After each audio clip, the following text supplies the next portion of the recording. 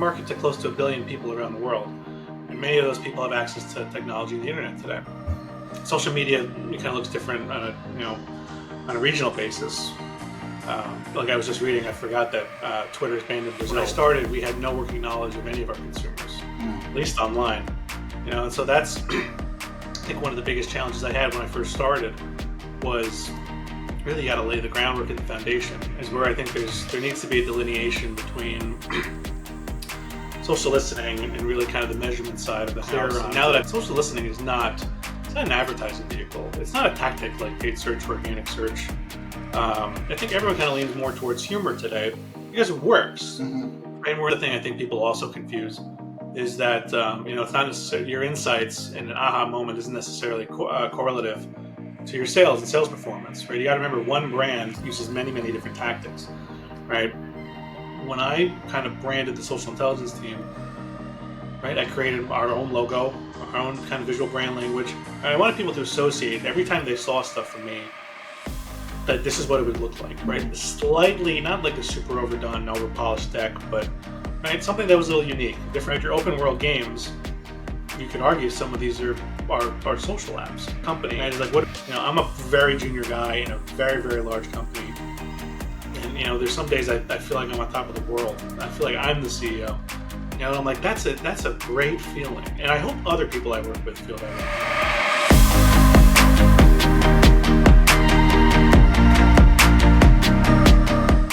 All right, welcome back to another episode of the HoneyPot Podcast, where we uncover the endless possibilities of social intelligence.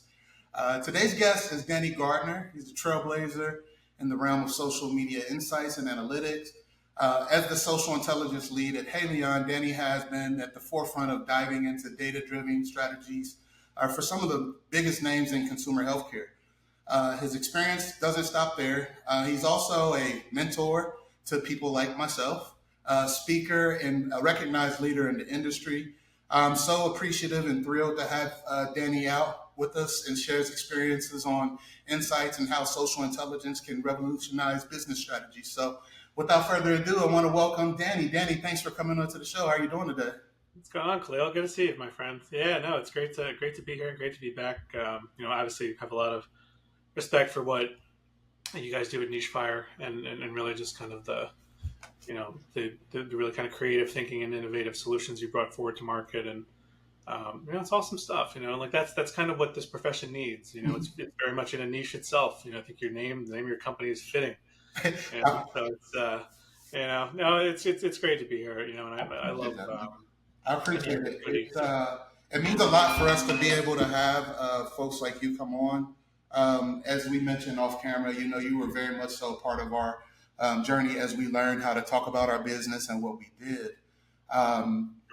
I think the thing that stands out the most, Danny, when I think of you, it's the tactics and the strategies, but along with the theory that you bring to the table that I really love. And I think that some of the things that you talk about on a regular could be very helpful for just people in our industry, because I think that there's not a lot of evangelists. Like, this is starting to become a bigger part of a lot of companies and how they are doing work. And I think that voices like yours are really the ones help driving this. So thank you so much for being a part of the show.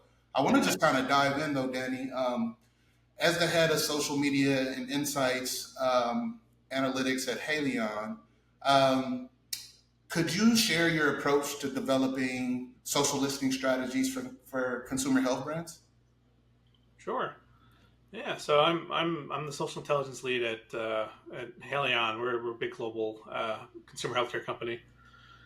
I don't know if I'm allowed to say largest in the world, but we have kind of like fluctuated back and forth with Kenvue. When they launched, they were technically bigger than us, and now I think we're bigger than them. We're a really big company. So we compete in 100 plus markets, and I have the pleasure of doing all the social listening, owned and earned media measurement, bespoke text analytics, applied analytics, modeling, data science, a lot of different things that kind of touch social media, content marketing, social strategy, social media marketing. A lot of the same kind of terms intersect a lot of different tactics we use as a company. And I've been in my role a little over 5 years. I built this team from scratch. Our legacy companies that existed before Haleon was created a couple of years ago didn't have this role. So all our brands kind of stood to benefit from this. And at its core, we market to close to 1 billion people around the world. And many of those people have access to technology and the internet today. Social media kind of looks different on a regional basis. Like I was just reading, I forgot that Twitter is banned in Brazil. And there's a lot of legislation that goes on around there. Social media looks different in a controlled state like China. And so there's just some kind of variation in where the tech platforms are hosted and where the users choose to engage. So that's what makes my job, I think, also so difficult, is that our consumers are in many, many different places.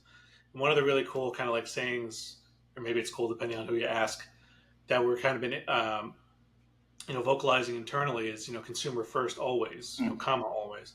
And I'm like, we've always kind of been about the consumer.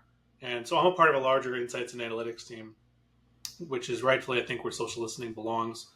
It's a kind of a multidisciplinary role, skill set. I get to practice a lot of different things. But at its core, we have a lot of consumers with a lot of different attitudes, a lot of different needs, perceptions, likes, dislikes. And someone has to go out and capture all that. When I started, we had no working knowledge of any of our consumers, at least online. And so that's, I think, one of the biggest challenges I had when I first started was really you got to lay the groundwork and the foundation. And now, fast forward 5 years, I'm far from alone. I've met so many other incredible people who are kind of on the same journey that I've been on. But when you boil this down to tactics, I really think of it in two really simple frameworks, or really just two simple models.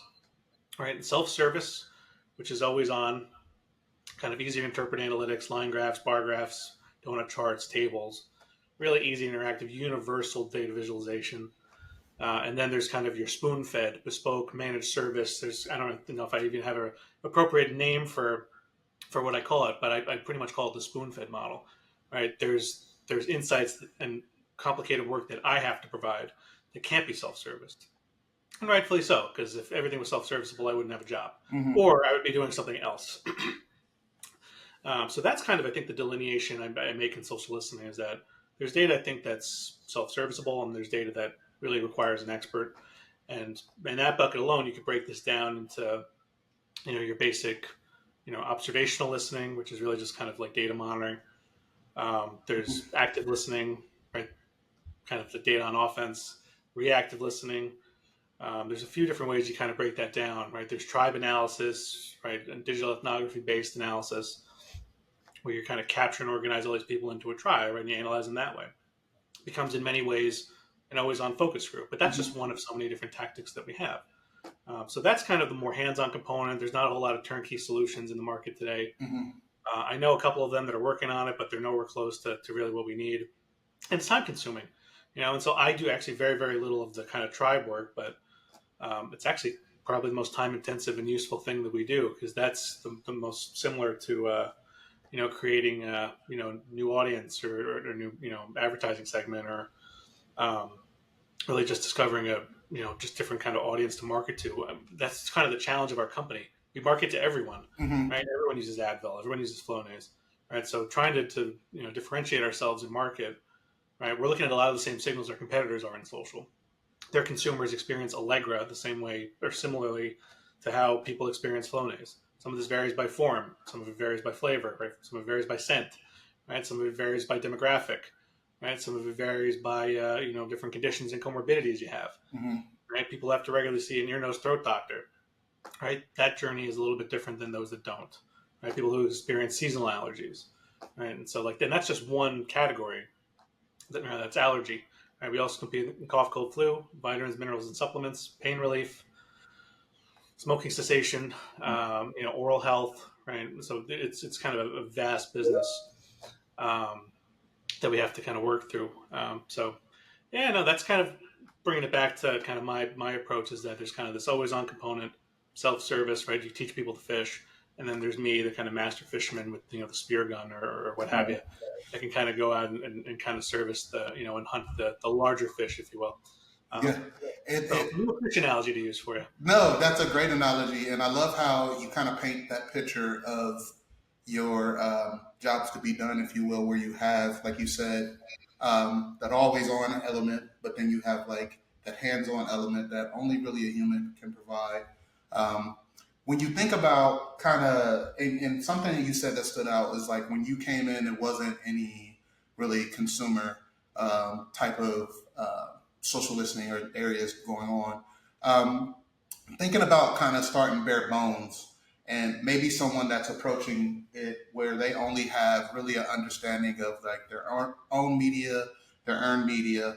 How can you layer or integrate social listening into some things that you already have in order to provide a viewpoint that you might not have, for instance, like on the consumer, if you will? Yeah, I think fundamentally it boils down to audience, and I think I've had this conversation with a lot of other experts, is where I think there needs to be a delineation between social listening and really kind of the measurement side of the house. And now that I've been doing that pretty much the majority of this year, I've done more measurement work than I have social listening. Right? I mean, we've reduced our social listening volume or the amount of work that we're doing by maybe almost half. A lot of stuff's been streamlined, a lot of stuff's always on, but it's just we're spread across so many things today. So that's what I think I've also become just a little clearer on, is that social listening it's not an advertising vehicle. It's not a tactic like paid search or organic search.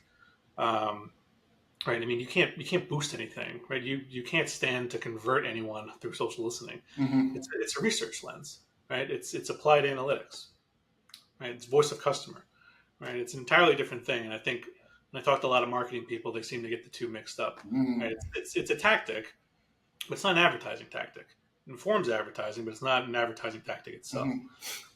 So that's one of the things I've kind of learned. So when you look at kind of the separation of roles, right, your traditional social media manager today is responsible for way too many things, very much like my role, right? Is your copywriting, your creative, content creation, audience, social listening, I think it's a community, but it's many, many different things kind of compartmentalized into one.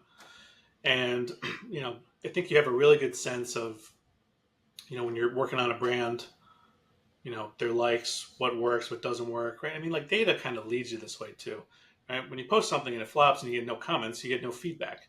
You just know that, I got 5 likes today and 10 likes yesterday, right? And I'm on a downward trajectory. There's really basic kind of data and trend interpretation you can do based on your organic social. It's the same way you kind of analyze social listening data, right? Because a lot of it's on a volume basis, right? It's your mentions on a volume basis, or it's your interactions on a volume basis, or it's your sentiment on a volume basis. Those are kind of the core measures that you would use. And so in organic, right, I mean, you have a pretty good idea of your consumer's propensity for humor, for some brands, dark humor, right? And in some cases, it's more educational, right? But there's different tonality and brand voice that a lot of brands have. And I think everyone kind of leans more towards humor today because it works. And we're in the larger attention economy, which is what I've tried to tell our company for a long, long time. And now we're kind of finally understanding this. We don't just compete with one company, we compete with every company. And everyone competes, in digital, not just social, but in digital. So that's where I think when you look at kind of audience, that's where I work closely with our social media managers, is that, all right, when there's a new consumer lexicon, a new verbatim or slang, right? Robitussin, for example, this is it's a commonly abused product because it's kind of indirectly referred to as codeine, right? Or purple drink or scissor, right? Like a lot of terms that I grew up with, like coming out of high school. Right. But it's true. Like that's the association that people have towards the Robitussin brand. And the most unfortunate thing I think for a lot of these brands is that a lot of these ideas we can't execute because, again, going back to this uniqueness, right? We're part pharma company too. Right. I mean, like we can't make claims around this. We can't kind of lean into it, even though we know consumers love us for this very reason.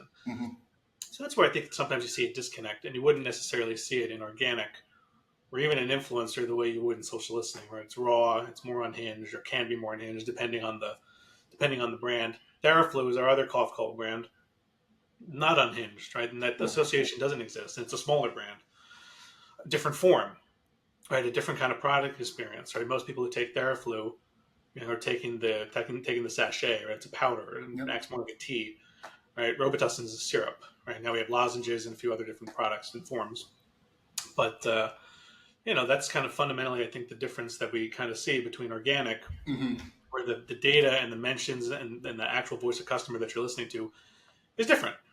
In some cases, it's the same. In some cases, it's different. And it also depends on the app that you're on, right? Our Facebook audience for the brand, we've kind of scaled back a lot of our Facebook activity, but Facebook has a much different user base, right? Whether extrapolated or whether just directly on your own page. We knew for certain brands, people engaging on it skewed older, right? Mm-hmm. Instagram is skewed younger, right? On Pinterest, and the very little, few things we do on Pinterest, right, also skews younger. Mm-hmm. TikTok skews younger, right? And so there's some kind of there's some basic kind of fundamental differences in why we have diversity of channels and why we exist on multiple ones. And this is what I've learned from some of my own mentors is you can't be everywhere and everything to everyone, right? And so sometimes hey, we have to make a hard call and say, you know what, we shouldn't have 15 Instagrams. We should only have 5, right? And some of this gets a little more complicated because there's agency fees and different people and headcount, and it gets pretty complicated. But for most companies, it's not that complicated. They're doing all the work and they can make the decisions. So that's kind of where I've seen the greatest benefits to the social listening work I do that complements a lot of our organic social strategy.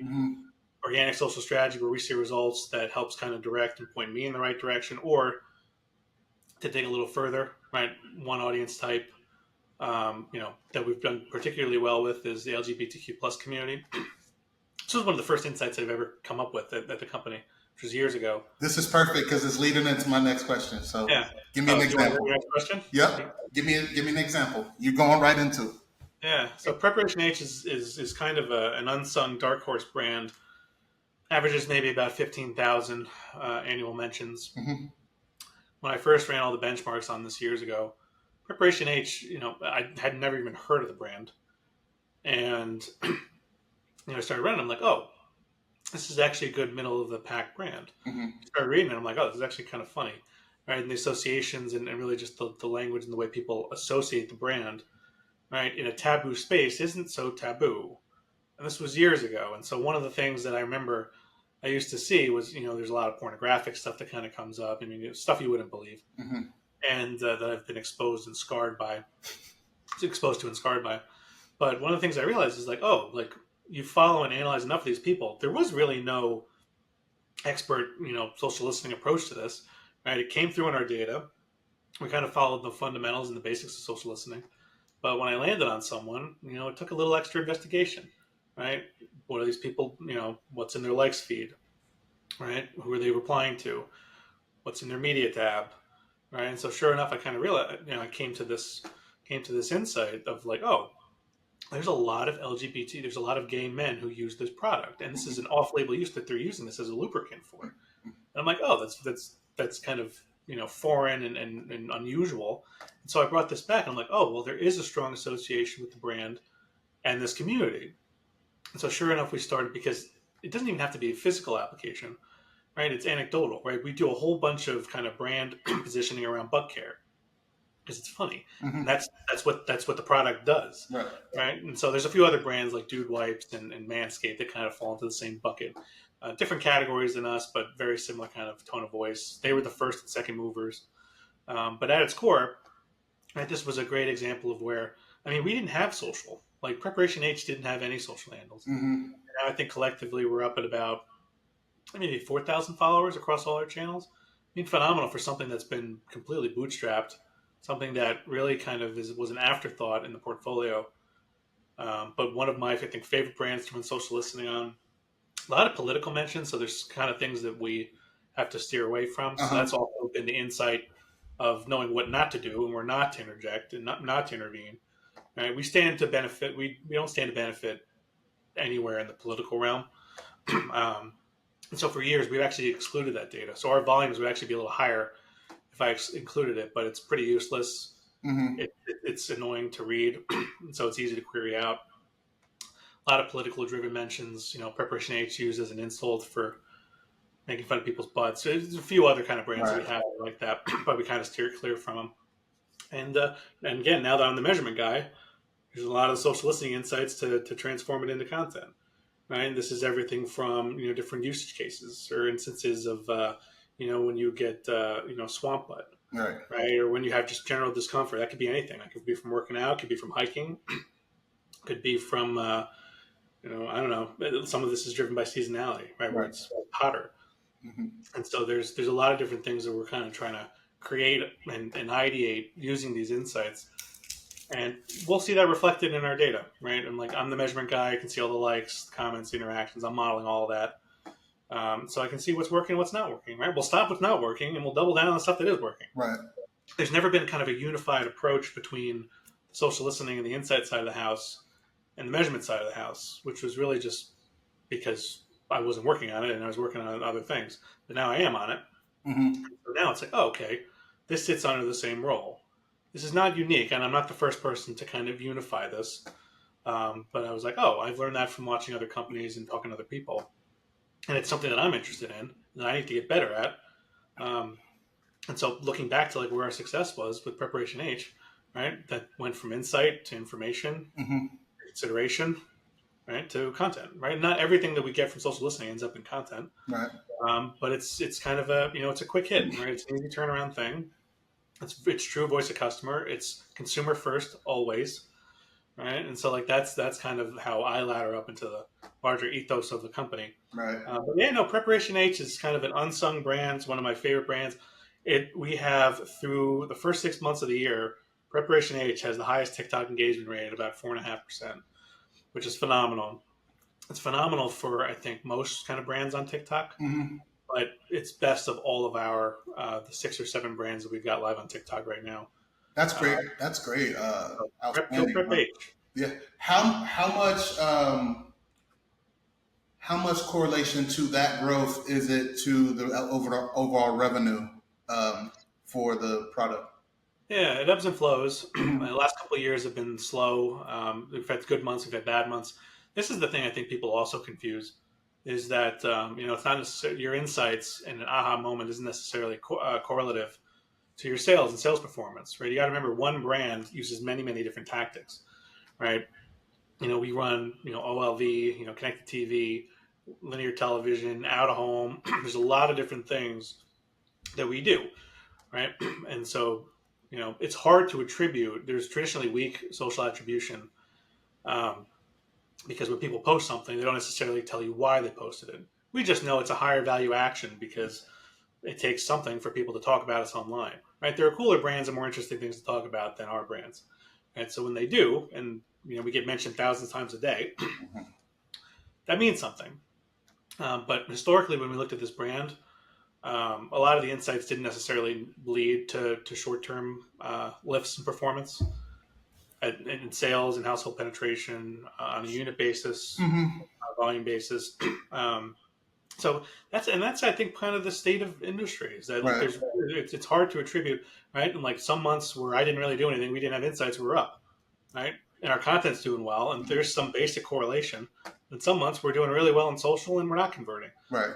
Even when we do have paid media running and things that are lower funnel that we want to kind of drive for people to buy, right? Either to retailers or we don't have D2C anymore, but there was D2C with Chapstick. So that's not necessarily, I think, something to be discouraged by. I consult a lot of different companies. A lot of them are concerned about that. Is that, oh, well, our social listening doesn't again, it's not an advertising vehicle. It's an insights vehicle. It's the influencer, it's the organic social, it's your paid social. Those are the levers you want to pull. But that also takes into account so much more than social listening and one audience finding.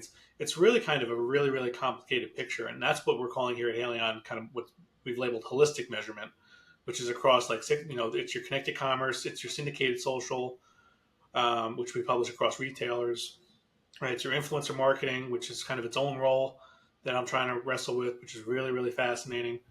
And there's a debate, right, on which works better is really kind of top funnel versus bottom funnel. So that's where I think don't get discouraged by sales. Yeah, sales are down because we've seen it, where it is correlative and where there's inverse correlation, where it's like, oh, we did fantastic and our sales are down. Yeah, right. It represents a small segment of our customer base, right? The people who said, I love Preparation H, or insert any brand, right? They also may not have bought the product that much. Right? The frequency might necessarily, how often do you buy Advil? Especially when you buy the big 200 plus count Costco, right? You hardly replenish it. Exactly. So there's so many. It's really such a complicated business that again, that's why I kind of just tell companies to refocus and Yeah. look at this through the lens of insights and knowing your consumers and painting a better picture. That informs the leverage you pull, Mm-hmm. right? And through our social, right? That's the commerce capability, right? That's where we get our influencers to try to, sell and convert people to our website to buy product from them. We're not on the TikTok shop or Instagram shop, but other companies kind of use that as a tactic. Mm-hmm. And social media itself is kind of operationalizing more e-commerce capability because it's fewer touch points. It's cheaper at the end of the day, or it's more expensive to build up, but it'll create kind of cost efficiencies for them in the long run. Because again, it's less friction. It's a frictionless experience, and when you go and you see something on Instagram you like, whether it's from someone you follow or just some random model in an ad, right? You can click through, right? It's enabled by Apple Pay or Google Pay or whatever, Mm-hmm. right? It's kind of its own separate world and profession, but it's converging with social. So that's also kind of what I see in my role. But I wouldn't be discouraged by inverse correlation with sales. I think the root of that question is just for the people that could be in like year one, like just kind of starting off. And I think it's actually a perfect question because it's rolling into my next segment around this leadership and team building, right? But I know for a fact, like some people are coming in and being put under the gun because the correlation to sales or whatever. So I love what you just kind of positioned that. I'm going to clip that. That's going to be a great clip for us. It's true. And in some cases, you have to look to simpler businesses, right? And like when you have, and the reality is some brands are more relevant than others, right? That's just fact, right? And so Elf Beauty is one of my favorite brands to follow. I'm not in their category. I'm not their target customer, but I admire their leadership. I admire their marketers. I've had the pleasure of meeting many of them. And they do marketing really well. They understand their customer very well. They have a pretty wide assortment of products. So I think that's even more impressive. But I think like when you do like pop-up experiences, right? I'm looking at a brand like, I don't know, Sweet Green or Cheetos or something from Frito-Lay, right? One of the smaller kind of brands where they can do this stuff, right? It's a little bit easier to see lift in sales, right? Because you have the built-up fandom, right? You have the awareness. You are top of mind. You have the loyalty, right? You have the brand affinity, right? It's easier to kind of drive sales that way, but that's also because it's built on decades of equity, right? And having an X factor, right? So like, I think there's an advantage for big companies with a lot of decades worth of equity, right? And I think there's also advantages for, what's the really popular women's brand, Rhode Beauty with the things on the lip gloss on the back of the phone, right? Like that's cool, right? If you did a limited edition merch release of that, would you see an incremental lift? Absolutely. It's cool and it creates FOMO, and that's actually one of the biggest insights I've learned over the last couple of years is FOMO marketing. Right. How to tease people, right? And I'm like, that's like that works. It works on me. Limited edition releases that work, and that's like really more of the marketing side. That's not even really the social side. But that's where I think it's significantly easier for some companies because there's fewer moving pieces. They're more agile companies in general, right? Your marketing team is 6 people, not 100 people. Right. And so like there's advantages to that too that I think get lost, and people just assume that, oh, you're a big company with a lot of people, you move so fast. It's quite the opposite. Anything that we would look to do, this might be one of your questions actually, is like when you turn right a viral moment into something that's basically a product. That's impossible for big companies like this. Right. And it takes there's regulatory obligations, right? There's scientific testing that has to be done. Right, there's so many, and I don't even have all the insight into how this works because there's so many people to work on this, right? And that's on top of the 500 different stakeholders that I have. Right. So it's tremendously complex to be able to turn that around, but not when it comes down to content marketing, right? You can turn a trend or a meme into something that's spur of the moment, but there's actually been a lot of discourse on this too, right? It's like the brands who really don't have a marketing strategy. They just jump on trends and trend and meme marketing. I'm like, it's not effective, right? And it doesn't build any character to your brand. It's a lot of pressure. It's a lot of pressure too. Like that's a lot of pressure in my opinion. You got to deliver every single day. Sure. Yeah. Sure. No.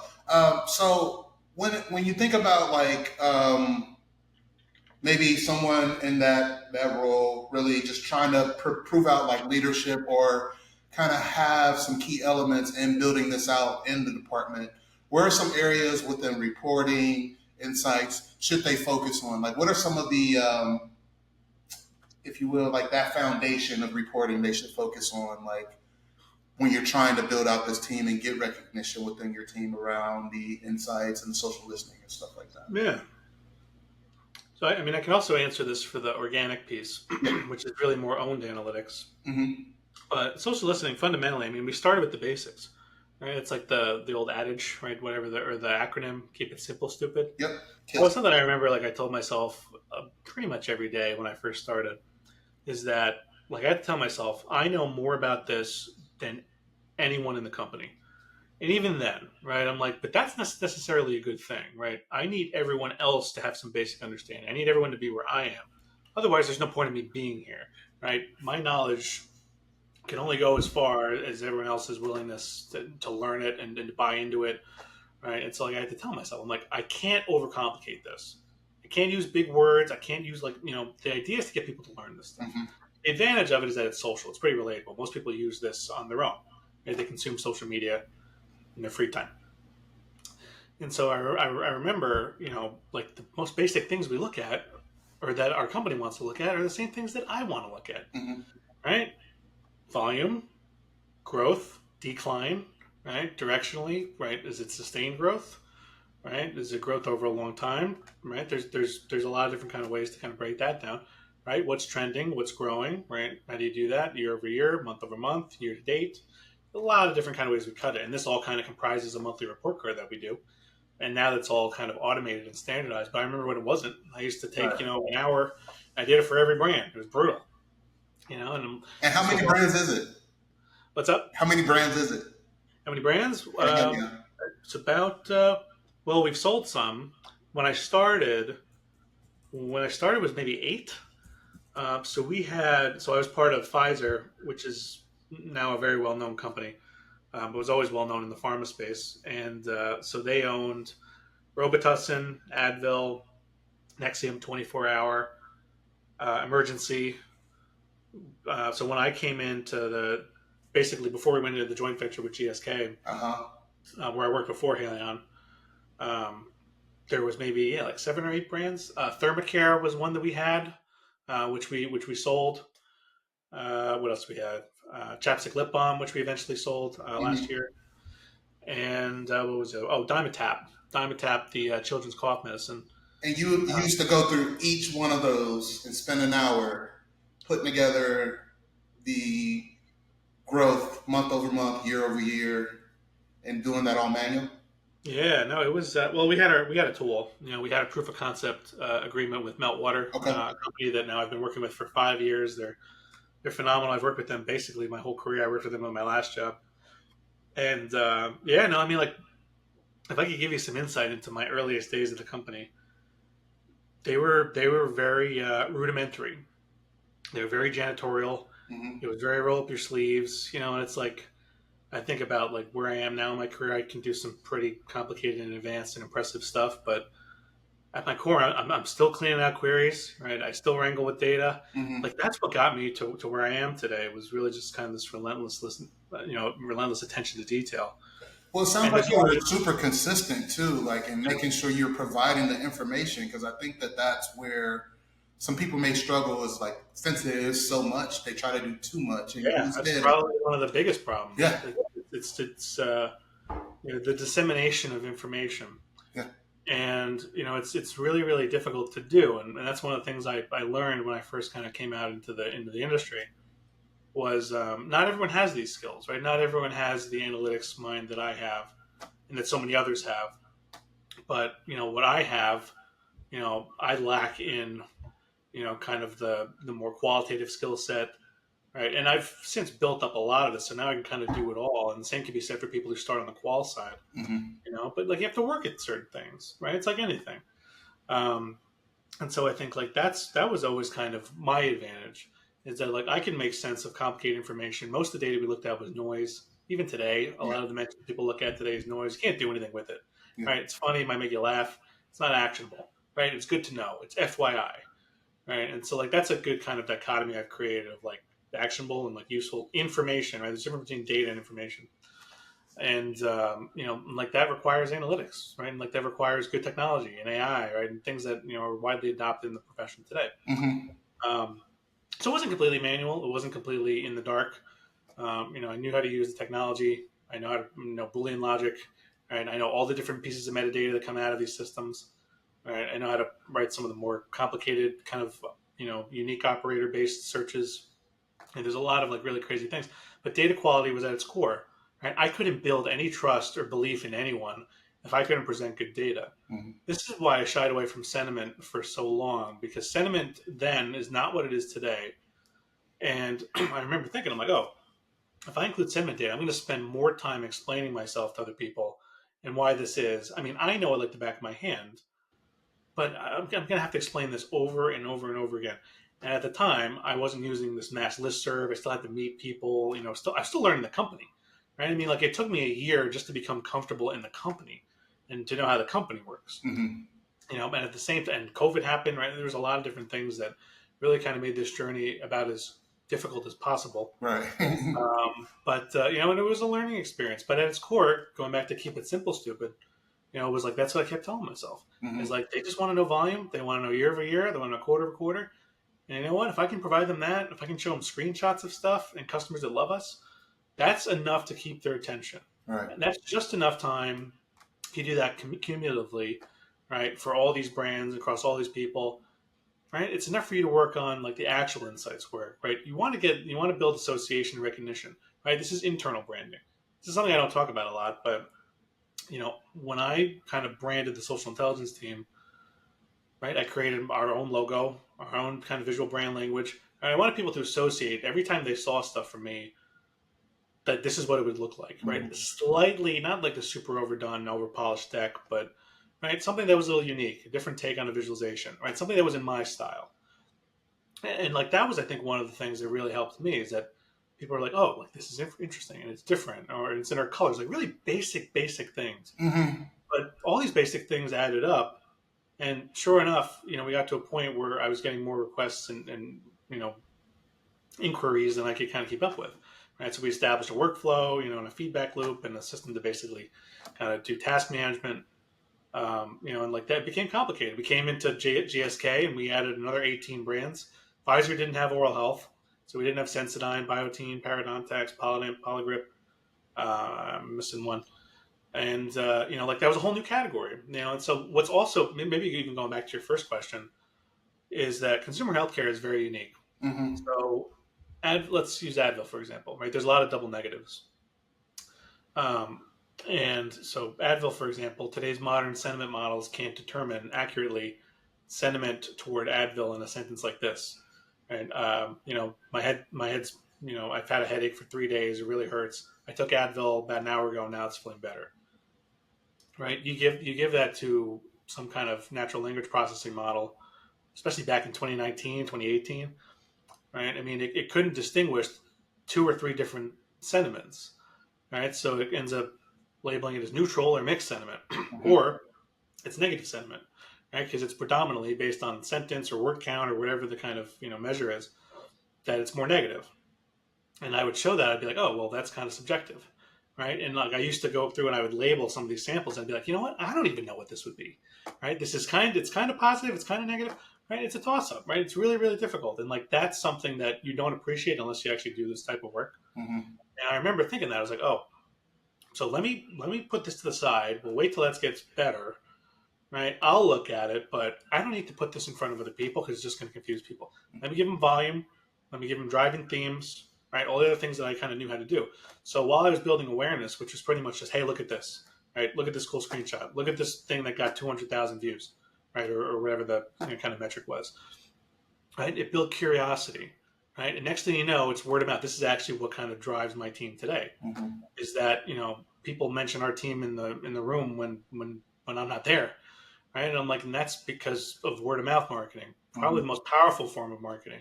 It's like, oh, because what you've done for one brand, another brand will see and say, hey, well, how do I get that, right? And so like this inspired so many of the different kind of automated reports and things that are really just kind of like a combination of our best analytics and my handwritten insights, right? In state of the industry, which is now 140 brands in our competitive set, including us. Mm-hmm. It's unprecedented. I don't think there's a company in the world that's looking at more competitors like this than we are, and that's just the nature of our business. It's that complicated. So I'm not necessarily getting to the depth of insight that I need to.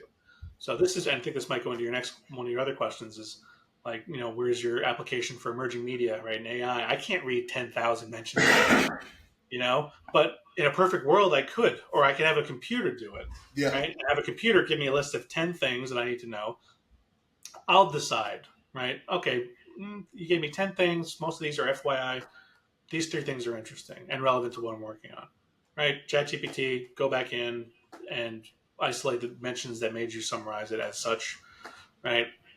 And so like that's, again, maybe moving more into emerging media, emerging tech, future-proofing the capability, right? Achieving scale, right? This is exactly how we would go to market in other markets, right? Is basically the model we have in the U.S., right? You change up the language, you change up the local expertise, you hire, different people.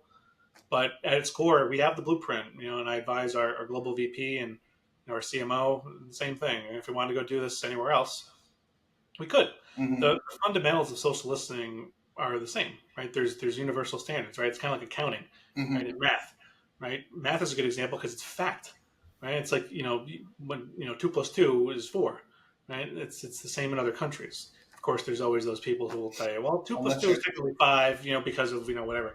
Unless you're Terrence Howard, right? No, that's great. And again, Danny, I love how you kind of package that up, because again, my whole goal is to help that person that's like how I was 4 years ago, right? Or, someone that's new in that role, and we know how powerful that could be. But I think the underlining message is keep it simple. Make sure you build out predictable or a consistent way of kind of showing your message, and then collaborating as well. I think is something that I kind of caught from that. But you kind of alluded to it on the next set of questions, right? And understanding we got AI and Web3 and all these other emerging technologies into the world right now. How do you see this playing into the work that we do in social intelligence, and what are you excited about the most outside of AI? Yeah, it's a good question. I talk about a lot of like really future forward things and things that I don't even fully understand with a lot of experts in industry, mostly because I'm curious and there are people who are much smarter about this stuff than me. And so I try to gather, just like I do in my job, try to gather a lot of different opinions and inputs on, what is the future of our industry. Right, and most of these experts are not social listening people. They're marketing people, they're technologists, they're anthropologists, right? They're people that kind of do a lot of different things. And so one of the things I think that intrigues me, which intrigues a lot of people, and maybe this is a twofold answer. Clearly, video as a format has kind of taken over. Video is extremely complex, both from a data mining perspective, from an insights perspective, but really not from a production perspective. Mm-hmm. Right? I mean, today there's a lower barrier to entry to create content than ever before. All you really need is a phone, right, or access to the internet. Right? And you can go to your public library and access the internet for free. Mm-hmm. So now, I mean, like it's like information has been fully democratized. This is kind of like what Facebook pioneered, right? It connected the world through social networks, right? And other social media apps followed. Mm-hmm. So one of the things I think about is like really what's considered emerging media. And I think we kind of hinted at this before, right? Is like how we define it is difficult, right? It's like you look at Fortnite and open world systems. I talk about this a lot online too, right? Your open world games, you could argue some of these are social apps, right? It's like, what do people do? They socialize, they interact with each other, right? There's text logs, there's chat logs, right? All of this is information that is their consumers or their fans or their users or whatever kind of language you want to use there. And this is how they interact, right? This is what they hate, what they don't like. I know this is someone who's been playing Call of Duty and gets dropped from the servers every once in a while, Right. Even though I have fiber connection. So that's kind of I think where when you look at emerging media, that's kind of the bucket I'm so fascinated by because not a lot of social listeners, really any, think about data that way, or those apps. Mm-hmm. And like, I'm just so fascinated by it. So maybe that's just me. But when I think about that, I'm like, oh, well, now the challenge is how do you measure something like that? How do you get insight to something like Yeah. that? Right? You have to pay for a lot of access to that. Yeah. Right? There's no APIs that are gonna. Right? Fortnite doesn't care about building some open world social listening API for you to gather insight into it. Right? They just don't care. But over the next 10 years, the profession will become more and more important. There's going to be more people on a volume basis doing this. Yeah. Right? There's maybe give me a little leeway here because I've tried to approximate this. But if people that like solely do social listening like me, and it's hard to say that because really we do a lot of things, but I would say there's probably about 2,000 people in the world that Right. do that. It's an extremely small profession. And then if you consider the people who are marketers that understand it, know it, or aware of it, it's tens of thousands. Like there's Mm-hmm. there's many, many more. But if like you take that number 2,000, I mean by 2010, maybe it's 5 times as big, Mm-hmm. right? It has to grow exponentially because there's more volume created, there's more apps to monitor.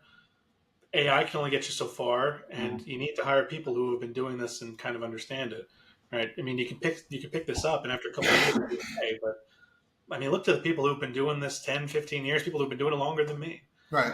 And so like that's what I think is so powerful in like trying to figure out really what's like the future of this profession, which is all in emerging apps, right?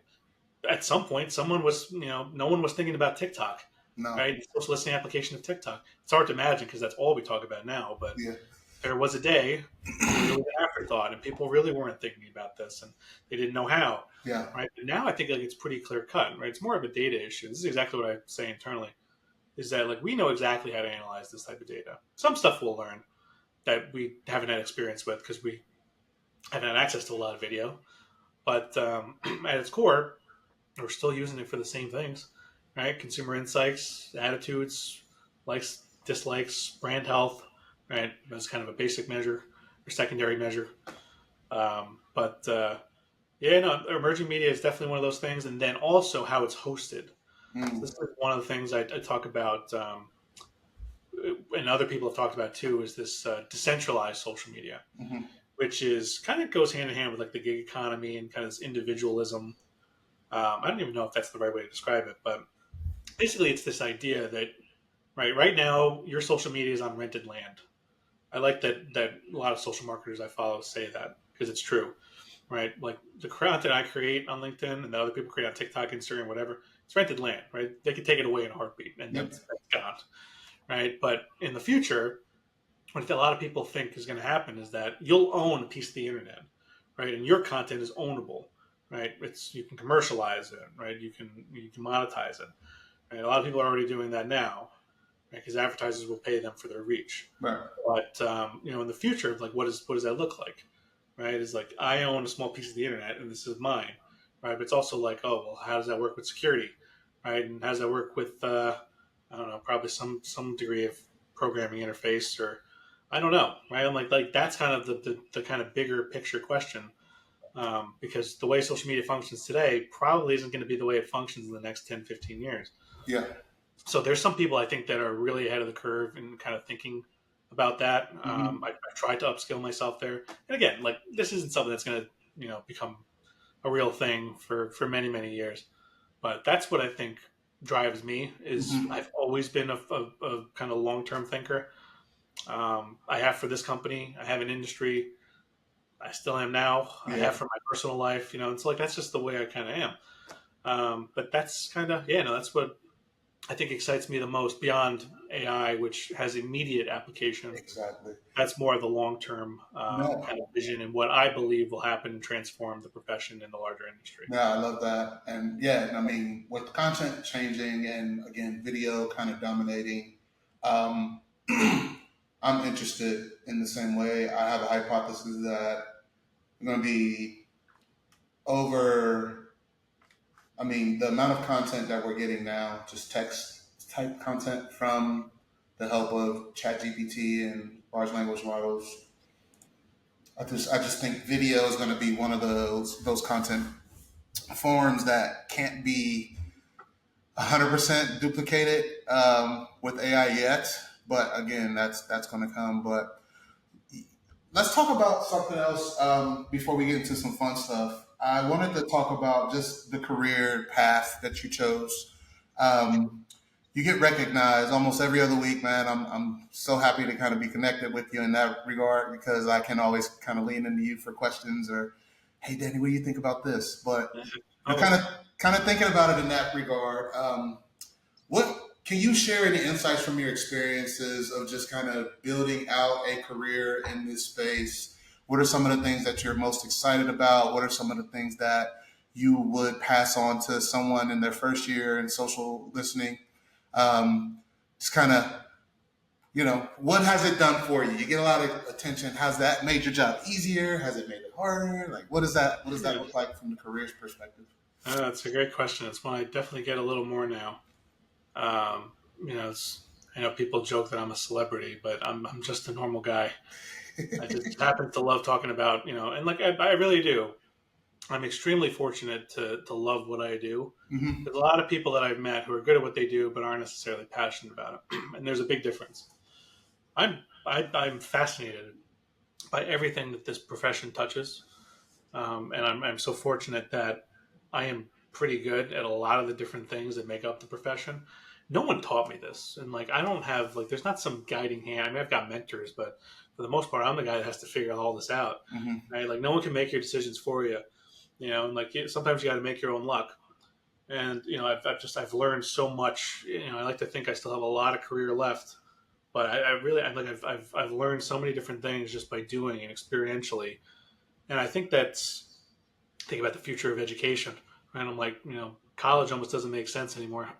It's just not worth the cost. And I think about that as someone who has an advanced degree.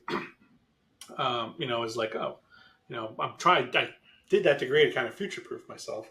But at the same time, I'm like, the future of working in this profession is like, it's different, right? I almost would have rather, had I known I was going to do this, I would have rather had another 4 years of at least doing this as a side hustle or knowing that this was a profession or a burgeoning thing in college. I didn't study anything like this. It was an entirely different profession and skill set and, degree program. So again, I'm just fortunate because I kind of happened to fall into it. I know I'm not alone. Everyone has technically fallen into it because there's no degree, there's no kind of path for it. Although I think I found my path to be pretty linear. I talk about this with some of my mentors, is that, like I feel like some days my career is not linear, but it kind of is. Like there's been a very kind of clear, like this step and then that step. But some stuff has been unpredictable, right? Like I couldn't share this insight until I had lived it. Mm-hmm. Right? Time has to physically pass for me to be able to kind of recount this. But yeah, no, I mean, it's, I've learned a lot of different things. And so that's one thing that, I think I do a lot of mentorship. I do a lot of volunteer stuff behind the scenes that no one ever sees. I don't ever talk about it, but it's like, that's stuff I think I'm most proud of is the, empowering, first gen students, people who are from marginalized communities, right? People who stand to benefit from entering a field like this, that have the skill set that's necessary. And then just more broadly, I'm like, there's very, very talented people from all backgrounds, that could basically step in and do this. These are the people that I'm going to end up hiring Mm-hmm. right, over the next, 20 years, and that other people are going to hire. Right. And so, there's a degree of evangelism and responsibility. I feel like I have as someone who's become, this celebrated guy and evangelist for the profession. And that's not lost on me. And so like, that's where I take it upon myself to find some way to give back, even if it's a little bit at a time, and I only have so much time in the day too.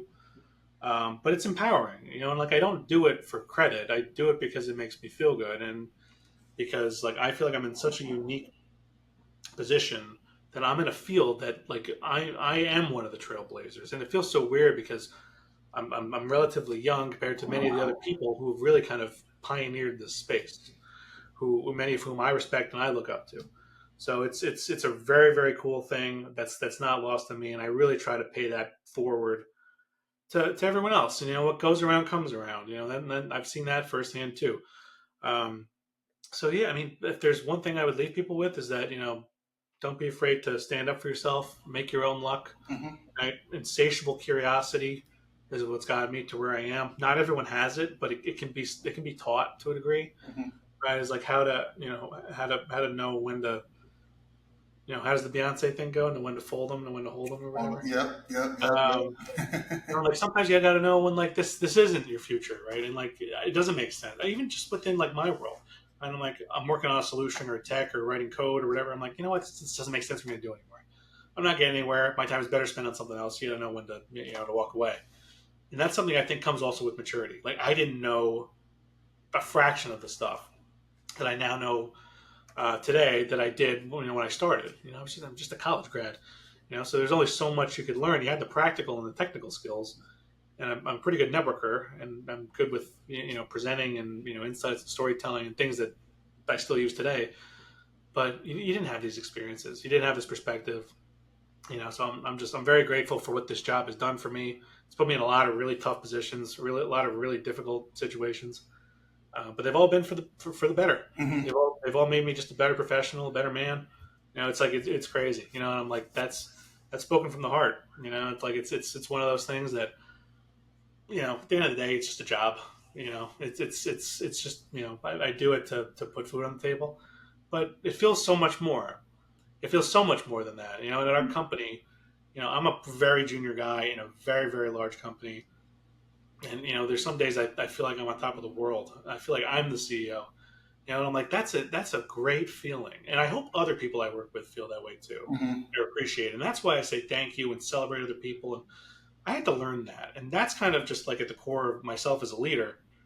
And that I think will take me a long way in kind of leading and empowering other teams. And like again, I've learned that. Right. And I had to physically experience that to gain appreciation for it and to learn that. And just learn how to be a better teammate, learn how to be a better human being. When you're a good person, people want to be around you, people want to work with you, people want to learn from you. So those are just some really basic kind of life things I can share with your audience. Yeah. That have worked really well for me. That's awesome, Danny. Another thing that you talked about on the personal side in your career was that you had to, in a way, build your own brand within your organization.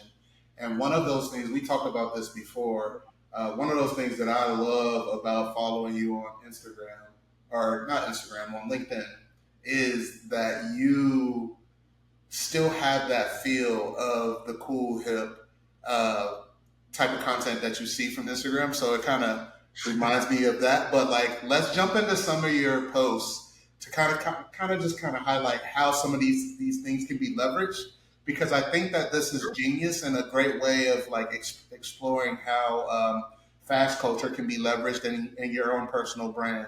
So, and we don't have to spend too much time on this, but I wanted to touch bases with you on these because I laugh at these every single time. So this first one, the first two for real, like this one, my POV is social listening data dashboards after sending 13 alerts this weekend. So being in a space, kind of monitoring social, how often do you come in after a long weekend, after some crazy social media thing, and you get stuck with the Jim Harbaugh face? So what's the question? Is So like how often is this happening to you when you come in and see all those alerts from the weekend from some crazy? all of this is very raw. It's unplanned. Yeah. And like that's what I think. And like I've learned this from other really good social marketers, is that like not everything can be scheduled. Some stuff I schedule, especially if I have time. Mm-hmm. Where it's like in LinkedIn didn't always have a scheduling feature. And Right. like I've learned a lot just from the platform and just being active. And this is the same thing I advise our brands and other brands that I advise. Yeah. Is like consistency, right? And like showing up, and algorithms reward that. And some people have kind of debunked that, which is kind of interesting. Is that Right. like you can take a hiatus, come back, and like you'll still show up in feed. So what is the kind of sequence of events there? It's kind of a fascinating thing. I don't even know if LinkedIn has all the answers to that. I really think it's about just creating the content and just keeping your feed alive. Like, Yeah. I love seeing this stuff in my feed, Danny. Please keep it. This one had me rolling. Me texting butt and fart memes and Preparation H. We talked about Preparation H earlier. I think that was hilarious and the cool thing is that I don't think people understand. I feel like you posted this one right before the Republican the first debate. So it's like timely, like it works because we're getting ready to see Donald Trump doing a bunch of debates and stuff like that. Like that works. Or even this one that you posted during the Olympics. Like, how do you get into social listening? Like, I love it. Like, it's definitely a great use of a meme, and it helps people understand like how you can leverage those memes. But I promised you that we would talk about one in particular. Let's jump to that one. So Yeah. you spoke about the challenges of short-term and long-term trends and identifying ways that kind of show that predictability, right? Let's kind of dive in here and let's kind of talk about because I said I love this, Danny. I think we found a way to kind of offer that understanding or that forecastability. But when it comes to identifying trends and understanding, is it a trend that you should look into?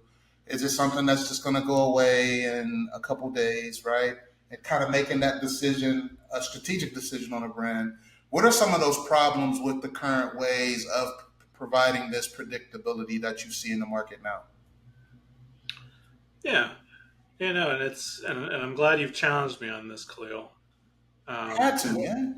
Yeah, no, obviously I'm not paid to promote you guys, so I can kind of say whatever I want. But I think it's true. I think like you guys do have made significant progress in this space. I think your whole like company vision has completely changed from when I first met you guys for the better. And I think like it's smart. You kind of double down into culture, and culture is so broad. I think this works against you guys as much as it works for you. Sometimes because it's so broad. Yeah. And like and I appreciate this as someone who works in this space. But where I think like I don't think Niche Fire has been able to break through is really and kind of what I'm alluding to here, right? Is like how do you determine right the velocity, historical velocity, signals. This is a really difficult thing, and there are companies that have been in the space longer than you guys who also have not broken through this. And like how do you turn this into something that's concrete, that's proven, that's significant? Like it's really really tough. Mm-hmm. And, like that's why like I give you guys a lot of credit for even like trying at this. Like Black Swan Data, I think is another one who's tried a lot of this. I haven't really kind of seen any major kind of breakthroughs with them. They're a great company. They're doing a lot of like really progressive work. But and like there's some other stuff even with my own Synthesio team. It's really really hard. So that's where I think, and I loved writing this post. Yeah. Because it was very which one I write about a lot of different events. Let me read. Oh, this was the Demure thing. Yeah. This was fascinating, even just anecdotally, right? Is like the pace at which a trend exists is very very difficult, right? And like I'm pretty good at capturing this in my mind for some and not for others, right? I can't possibly capture every trend in my mind, but like I remember the one that sticks out to me the most was Girl Dinner, which was last year. It was like last summer. Last year. Yeah. And I was like, oh, this is a very relatable, haha, funny thing. That was all born out of social listening too. And like I remember seeing, I was like, oh, like what's going to be the lifespan of this? And like I remember by the time I turned to my report, the monthly report that I did on culture, which was after like 2 weeks, it was already starting to slow down. Brands turned it around. I think the fastest was KFC, who did it maybe in like a week, like 5 or 6 days. Very, very impressive. Now that I appreciate how long it takes to turn stuff like that around. And, and so basically when I kind of looked at it over the course of, I used social listening data. I also just used like my own experience of like how often I was seeing it. Its lifespan was about 3.5 weeks. Mm-hmm. And I thought about that. I'm like, that's pretty fast. But it depends on who you ask, right? FMCG or a quick service restaurant, that's nothing. I mean, like those companies move at fast pace. Inventory turns over faster than ours does, right? Like it's an entirely different business. So that's where I think I was like, oh, like is that a long time? Is that not a long time? No one could answer that. I couldn't answer that, And so like it was one of those things. I'm like, well, how do you know, right? Is 1 week too late? Is a day too late? I remember when the Demure thing hit, I remember I was like a good like 12 hours late to it because I saw it. And I was like, I looked back to the earliest thing, the original thing. I'm like, all right, so the earliest that someone could have gone to this was 12 hours ago, and it took me a while to understand this trend. And then, sure enough, the next day, now you're talking 2 or 3 day time frame. it's completely blown out of proportion. This is a viral moment by every standard and measure.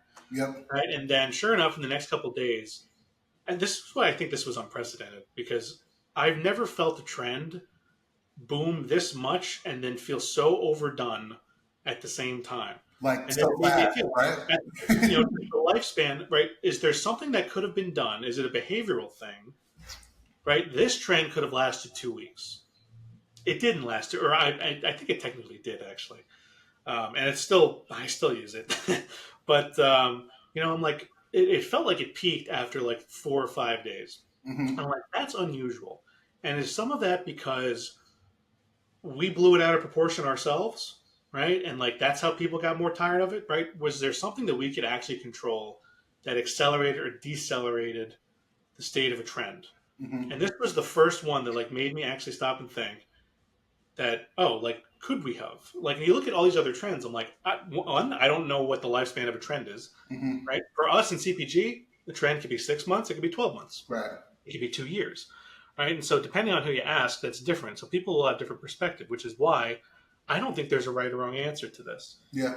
But this is what's like, then how do you know, right? And so like when it comes to content and real-time moments, which is I think how NicheFire is trying to position this, right? Is like, how do you create using the kind of corpus of data that you have, right? Is like, would you have been able to determine demure as a 5-day turnaround trend? I don't think you could. No. I really don't, because I don't even think us as professions, Yeah, we could determine that, or the drive. And I think that's what's so hard and so elusive. But it's a great case. It's highly, highly unique. Mm-hmm. And I don't think we've seen anything like it. We might not see anything like it for the rest of this year. But this really stood out. I'm going to be bringing this up to a lot of other people. Yeah. Is just around like, and this is like, we wouldn't create a new product based off of this, right? Like Demure does not become a new toothpaste. Yeah. Right. So, although, I don't know, maybe it could.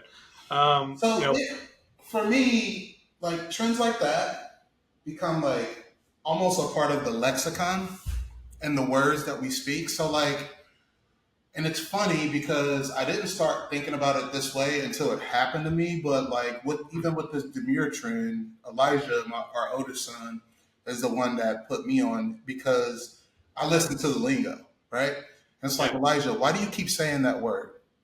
Like, what does it mean? He tells me. I'm like, where'd you hear it from?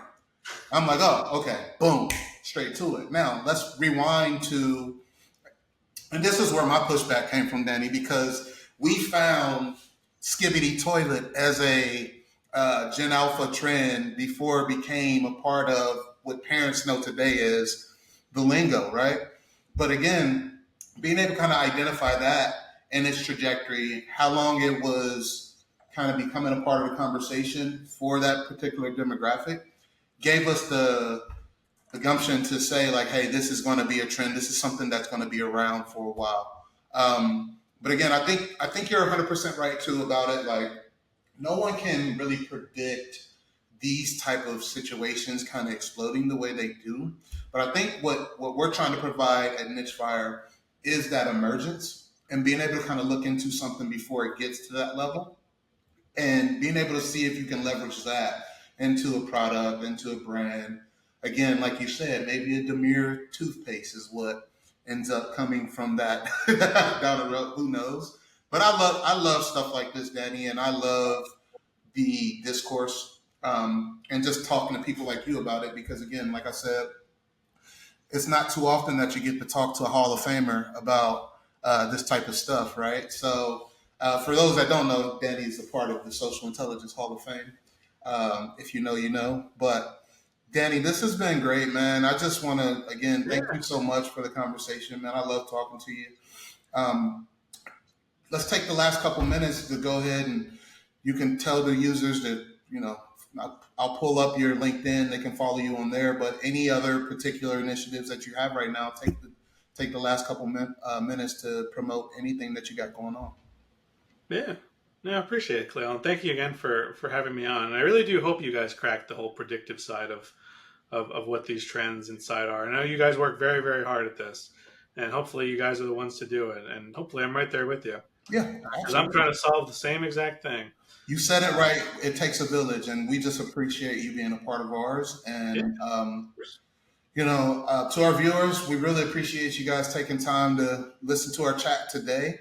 And get the word out, like, subscribe, share this with your groups. We're going to be posting this on YouTube, LinkedIn, and Reels and all that good stuff. So until then, we're going to sign out from this episode. Danny, thank you so much for being a part of this, and we'll check with you guys on the next episode. Yeah, thanks again, Khalil. Appreciate it, my friend. Yep.